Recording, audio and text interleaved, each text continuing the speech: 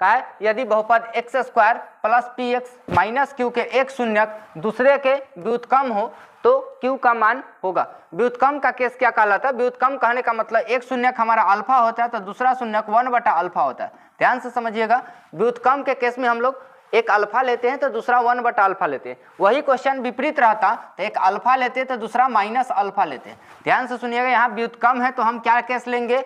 एक अल्फा तो दूसरा 1/अल्फा। वही क्वेश्चन कहीं कहीं विपरीत कहता है तो विपरीत के केस में हम लोग क्या लेंगे? एक अल्फा तो दूसरा माइनस अल्फा। तो देखिए कहा है कि शून्यक एक दूसरे के व्युत्क्रम है तो क्यू का मान बताइए। क्यों? देखिए जब भी व्युत्क्रम पूछे तो वह आपसे यहाँ का मान पूछेगा क्योंकि यह अल्फा इंटू बीटा का रूप होता है।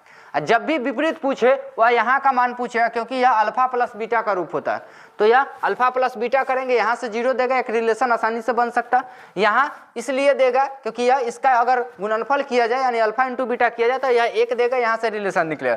देखिए शून्यक हम मान लिए कि एक हमारा अल्फा है दूसरा 1/अल्फा है, तो संबंध क्या होता है? तो एक अल्फा के बदला में alpha plus beta into beta के बदला में 1/अल्फा हो जाए तो अल्फा इंटू बीटा बराबर होता है C/A। क्या? C/A। तो C के बदले में माइनस क्यू अपॉन ए के बदले में कितना है? 1।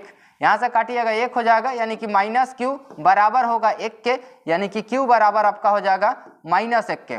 क्यू बराबर आपका क्या हो जाएगा? -1 के, यानी ऑप्शन नंबर आपका ए सही हो जाएगा। क्या हो जाएगा? Option number A.